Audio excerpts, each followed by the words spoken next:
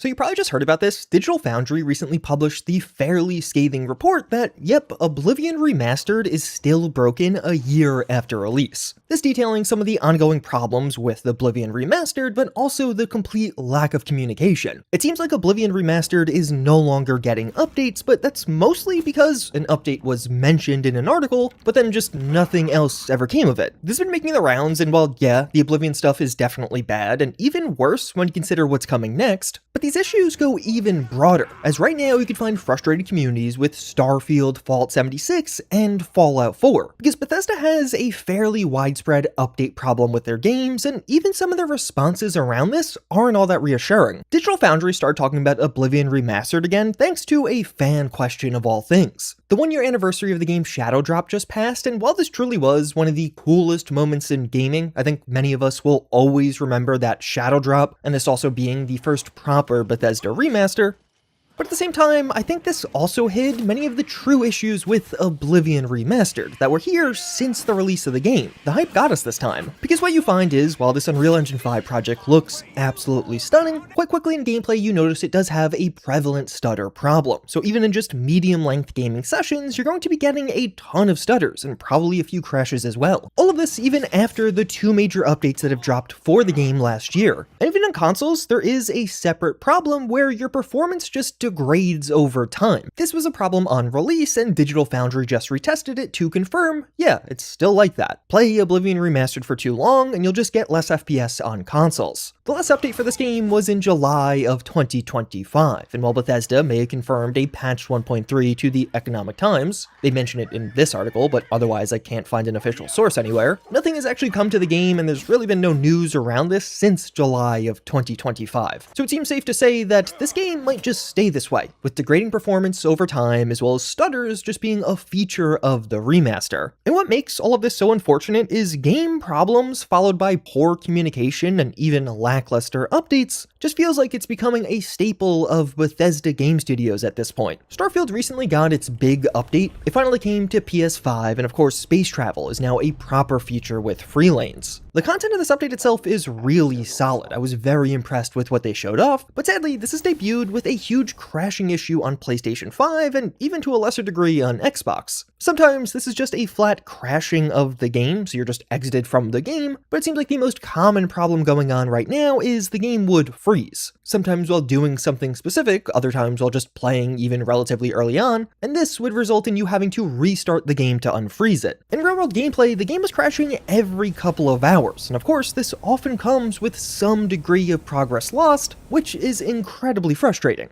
Starfield on PlayStation 5 was a great seller, but has been met with not good reviews because of this crashing problem. You find many of the reviews describing an otherwise positive experience, except for crashes. But okay, it's been 5 weeks since the PS5 launch, and Bethesda has dropped 2 updates. One of these was a very quick hotfix right after release that was just for the PS5 Pro Enhanced mode, but this past week we also got a proper update for all platforms, and while yes, this patch very likely did impact things somewhat, the vast majority of reports you could find online were that Starfield still crashes all the time on PlayStation 5. And mind you, this patch took 5 weeks to drop from the Free Lanes update, so people are waiting quite a while to get rid of these crashes, and they're still here. And one important note here is that some people do seem to just be totally unaffected by the crashing issue on PlayStation. You find posts of people saying, "I've never crashed and I'm having a great time." But from game reviewers to even regular fans, lots of people are still crashing and crashing regularly. And you can find this reflected in the overall reviews for Starfield on PS5. This is definitely a wide-scale problem. And this is where you kind of get into the next phase of this issue with now what? Bethesda is also coming up short in their follow-up support for a lot of these games. The Starfield patch from this week stated that another all-platform update was planned for June, so likely in another month or so we'll get another update in mid-June. So okay, cool, but will that address all of the crashing issues? Because then you're looking at 2.5 months potentially after release,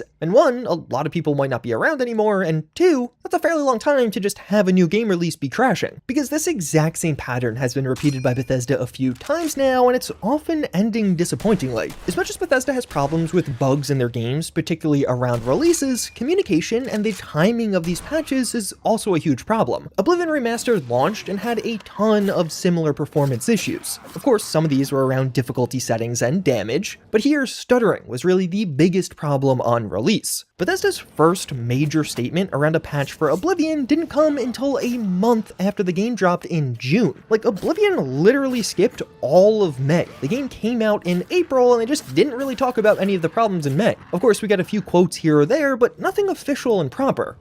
And as Oblivion's patches finally started dropping in June and July, the vast majority of players were already gone at this point. It's a single-player RPG, so naturally 5 to 6 weeks after release is a very long time in that world, especially when you consider this is a remaster that many people have already played to some degree. We never actually got confirmation that Oblivion was done getting updates, but at this point, as we approach a year since any major news, it seems like a safe assumption. The only hope being a Switch 2 release would bring us further fixes, but even if the game is fixed up to completion with a Switch 2 release, that's not really the point, is it? Game-fixing updates aren't just supposed to happen when there are new opportunities to make money around the game. It's also supposed to be for all of the people who already spent money on the game and are having issues. But to me, Bethesda's most egregious updates yet have come for the Fallout franchise. Many of you likely remember how Bethesda sort of broke Fallout 4 with its next-gen update in 2024, but the situation is actually worse than many of you remember. The next-gen update wasn't announced until 2 weeks before it dropped. So there was just a ton of confusion and even fear-mongering in the community. Fallout 4 hadn't been updated in years, so whenever this was coming, or whether or not an update was even coming in the first place, would lead to a ton of mods breaking, and there was just a ton of confusion around what was going on. This was all around the release of Fallout Season 1, and it just wasn't a great time for communication from Bethesda. Except when it came to the next-gen update, it didn't even ship in working condition. It of course led to the stutter issue that would stick around in Fallout 4 for over a year to follow, but it also didn't include texture files for some of the newly added weapons from that update. Thankfully, 2 weeks later, Bethesda did fix that, although several other problems were left untouched, including a giant problem where if you edit an NPC's face-gen data, the game would begin stuttering, introducing a massive issue into nearly a decade-old game that Bethesda proceeded to just move on from. We didn't get official acknowledgement of these newly introduced Fallout 4 issues until over a year later, as we were finally getting around to this anniversary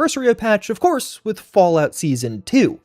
Again, it's not like this was just a free patch for Fallout 4 to fix an existing and fairly large-scale issue. No, this was a content release around a new season of a TV show. So while yes, it did finally fix this stuttering issue that was plaguing the game, particularly impacting console players, how this was done a year and a half later was also pretty funny. They just Control-Z'd it. A year and a half later with the anniversary update, they simply undid the changes they made from the next-gen update to remove the stutters. So yeah, you had to wait a year and a half for some Control-Z action. Obviously, that's a gross oversimplification, but effectively, that's what was done. But while that worked, while the stuttering issue was gone, this Fallout 4 update also added in a plethora of problems on its own, including the mod menu breaking, DLC no longer registering properly, which would go on to be an issue for several months for PlayStation 4 users until eventually being fixed in 2026. And those same PlayStation users have also never gotten any of the free content drops for Fallout 4. These should be on the way, they should be coming at some point, along with the promised 100 gigabytes of mod storage space, but now with it being delayed a few times, we once again find ourselves in a weird no man's land. The last time we heard about the mod storage space expansion was that news would hopefully be coming soon at the end of February. And with several months having gone by, people are starting to wonder, are we even getting that mod storage space expansion? I personally think yes, this is absolutely on the way. You have to imagine Bethesda's QA right now has their hands full testing Starfield and trying to fix some of these crashing issues that have popped up. But if that's the case, if the mod storage space expansion is pushed back for a greater period of time because a bunch of people are on Starfield, why not just say that? Like, yeah, maybe it doesn't look the best, but I think not talking to your community and just leaving them waiting for 6+ months at a time looks a lot worse. And I think overall it's pretty clear that Bethesda has some sort of systemic issue with updates and communication around them.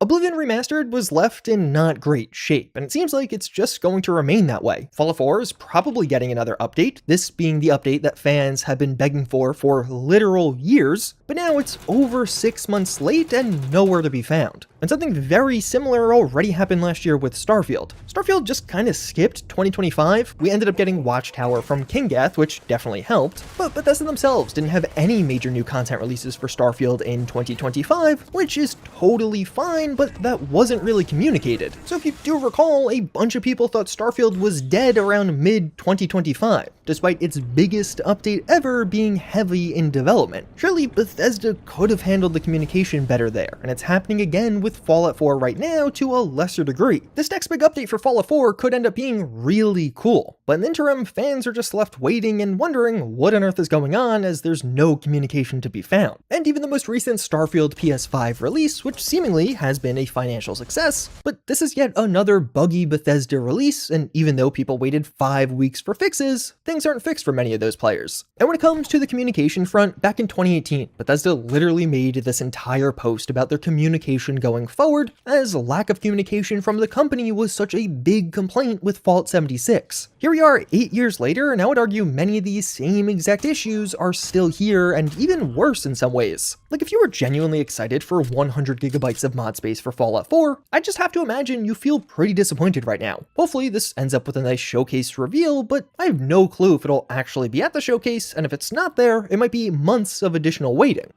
It just feels like Bethesda isn't doing something right with these updates. It's happening so often that something's going wrong on their end. These updates are taking a while, still coming out buggy, and not even addressing all of the problems most of the time. But where things aren't working out just isn't clear from the outside looking in. Todd Howard is really our only insight into Bethesda at this point. He is the only one doing consistent interviews around the company, and when speaking about some of these issues, I found these responses to be lacking. It's like, increasing the storage space, something that we kind of put off. There's some internal plumbing we need to do, but it's more so there's a lot of user pain there. So there might be a certain audience that says, I want my storage space increased. This is particularly on Xbox, because when we change it, there's nothing we can do about it. It just trashes all of your storage space. And so there's a lot of user pain there. And so you have your very informed users that are kind of at the top of the pyramid that we're thinking about, but there's a larger one where their game's just going to break and they have no understanding why, even if we're providing it. So we're still working to smooth that out.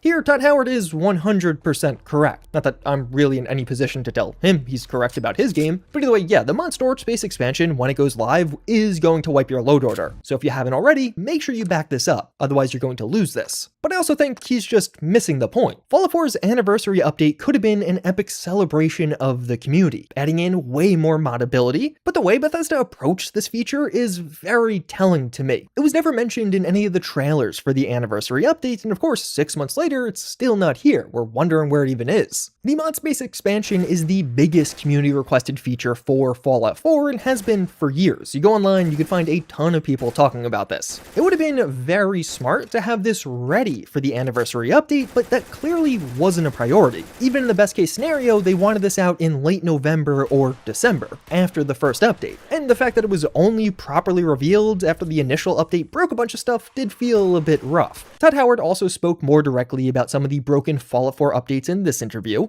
And so just to let people know, like, it's a priority for us. Whenever we see that happening, we're always trying to do better. And I think we're in an okay place, but again, a lot of room to grow in terms of when we update our games, that nobody is sort of seeing that. And there's also the world of like script extenders that kind of piggyback on the executable. That's a tricky one too. We try to give them an early look to sort of prepare for it, but even that's tricky for those groups that do it. But just let people know, we're thinking about that, right? We're thinking about script extenders when we're doing things and what is the timing. And, we do our absolute best there. And yeah, it's a fine response, but I think it really just lacks gravity. Lately, my view on Bethesda has been impacted the most by how they're handling some of these updates for their games. So this response doesn't feel like they're really internalizing how big of an issue this is. And while yes, I am just speaking from my perspective here, I do think this is reflective of how much of the community does feel. And when you also consider the lack of communication around the future updates that will hopefully resolve some of these issues or finally add those things in, but they're not talking about them even still, yeah, it just feels like this isn't a priority. Todd Howard also spoke about Oblivion Remastered recently on the Kinda Funny Games cast. I am very still, this is only for like the stuff we've made here that I've made. Sure. I'm sort of anti-remake. I respect the other ones out there, but I think part of the age of a game is part of it's part of what it is, like its personality and what it represented when it came out. And so as we approached Oblivion, I definitely wanted it to be a remaster, but kind of the absolute best version of that you can imagine. And so the original game, was important to us that the original game was running. It was like, okay, well, imagine you had patched that game many, many, many times for like many years. You had patched it. What would you have done? And so we sort of took that approach with sprinting and some other things. And then graphically, let's just make it look modern, but still in the style it was, right? So we're not gonna redesign the armor to be something new in the Elder Scrolls. It's like that version of it looking the way you kind of remember, but up-res. So this I take a lot less of an issue with, but I would just say it's a bit disappointing. Todd Howard / Bethesda seems very happy with Oblivion Remastered. I think all signs point towards a Fallout 3 Remastered in the exact same style. Lots of the upgrades that were made to Oblivion were visual or even technical modernizations. It's not like Oblivion Remastered came with a mountain of bug fixes, and that even includes in some of the post-launch support. Some stuff is still broken, and for me, one of the biggest things with Oblivion was the lack of mod support. Right now, Oblivion Remastered has less than 1,000 players on Steam, and I think the lack of mods and of course these other issues are a huge reason for that. I think for many of us, the dream is still a proper Fallout remake in this fancy new engine. Imagine a modern Fallout 3 with a whole new host of modding capabilities, and hey, on Bethesda's side, they could even sell some of those mods too. But based off Todd Howard's comments here, it seems like that's very unlikely to happen. Oblivion Remastered really seems to be viewed as a success, so I'd expect a very similar remaster for Fallout 3, which likely means some of the same problems coming through. But I think what makes this so frustrating is it's really hitting most at some of the hardcore fans of these games. The people who are being impacted by the problematic updates are those who are sticking around and playing the games for years. And really the thing people are asking for most of is just games that they paid money for to actually be working, or the company that's selling the games to talk to us a bit more about what's going on with them in the future. These don't feel like particularly crazy asks to me, so I do really hope Bethesda fixes whatever is leading to some of these issues popping up with their games and the updates around them.